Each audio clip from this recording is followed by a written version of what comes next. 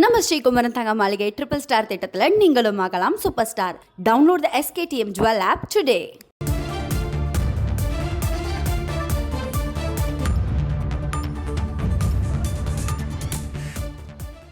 கன்னட மொழி குறித்து பேசிய விவகாரத்தில் கமல்ஹாசன் ஏன் மன்னிப்பு கேட்கக்கூடாது என கர்நாடக உயர்நீதிமன்றம் கேள்வி எழுப்பியிருக்கிறது. கூடுதல் விவரங்களோடு இணைகிறார் செய்தியாளர் பாரதிராஜா. பாரதிராஜா, வணக்கம். இந்த வழக்கு குறித்து விரிவான விவரங்கள். கண்டிப்பாக தக்லைஃப் திரைப்படத்தின் இசை வெளியீட்டு விழாவில் பேசிய கமலஹாசன் தமிழிலிருந்து கன்னடா பிறந்தது என கூறியிருந்தார். இந்த விவகாரம் கர்நாடகாவில் மிகப்பெரிய பூதாகரமாக வெடித்து சர்ச்சையை கிளப்பியது. கன்னட அமைப்புகள் தொடங்கி அரசியல்வாதிகள் வரை கமல் மன்னிப்பு கேட்டாக வேண்டும், அது எப்படி, எந்த அடிப்படையில் அவர் தமிழிலிருந்து கன்னடா பிறந்தது என்று கூறுகிறார் என்ற விஷயங்கள் எல்லாம் முன்வைத்தார்கள். அவர் மன்னிப்பு கேட்கவில்லை என்றால் அவரது திரைப்படத்தை கர்நாடகாவில் தடை செய்வோம் என கன்னட அமைப்பினர் தெரிவித்திருந்தார்கள். இந்த நிலையில தான் ராஜ்கமல் பிலிம்ஸ், அதாவது இந்த படத்தை தயாரித்த நிறுவனமான ராஜ்கமல் பிலிம்ஸ் சார்பில் கர்நாடக உயர்நீதிமன்றத்தில் ஒரு மனு தாக்கல் செய்யப்பட்டது. கர்நாடகாவில் தக்லைஃப் திரைப்படம் வெளியிடுவதற்கு சிலர் எதிர்ப்பு தெரிவிக்கிறார்கள். யாரும் அது போன்ற எதிர்ப்பை தெரிவிக்க கூடாது, அதற்கு நீதிமன்றம் உத்தரவிட வேண்டும். மேலும் திரைப்படம் வெளியாவதற்கு தேவையான பாதுகாப்பு அம்சங்களை காவல்துறை ஏற்பாடு செய்து கொடுக்க உத்தரவிட வேண்டும் என்ற விஷயங்கள் எல்லாம் மனுவாக தாக்கல் செய்திருந்தார்.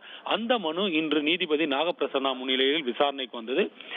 இந்த விசாரணையின் போது கமல் தரப்பு வழக்கறிஞர்களை பல்வேறு கேள்விகளால் துளைத்து எடுத்து விட்டார் நீதிபதி நாகப்பிரசன்னா.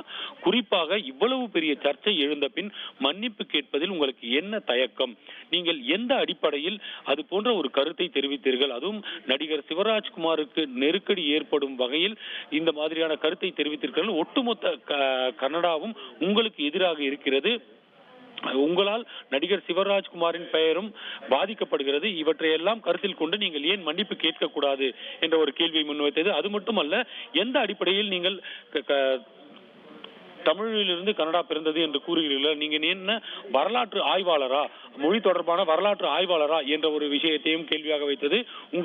உங்களுக்கு இருக்கும் தனிநபர் பேச்சுரிமையை தவறாக பயன்படுத்தக்கூடாது என்றும் எச்சரித்திருக்கிறது. அது மட்டுமல்ல, கமல் தரப்பு வழக்கறிஞருக்கு ஒரு கால அவகாசத்தை கொடுத்திருக்கிறது. வழக்கு இன்று பிற்பகலுக்கு ஒத்திவைப்பதாகவும், அதற்குள் உங்கள் நிலைப்பாடு என்ன, மன்னிப்பு கேட்கிறீர்களா அல்லது இந்த திரைப்படத்தை வெளியிடாமல் செல்கிறீர்களா என்ற விஷயத்தை எல்லாம் கேள்விகளாக வைத்திருக்கிறது. குறிப்பாக இந்த திரைப்படம் வெளியிடுவது தொடர்பாக பாதுகாப்பு வழங்க வேண்டும் என்றுதான் அந்த மனுவில் கேட்டுக்கொள்ளப்பட்டிருந்தது.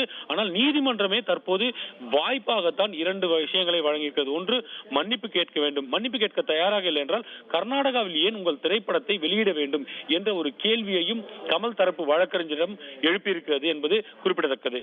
நம்ம ஸ்ரீகுமரன் தங்க மாளிகை ட்ரிபிள் ஸ்டார் திட்டத்தில் நீங்களும் ஆகலாம் super star. Download the SKTM jewel app today.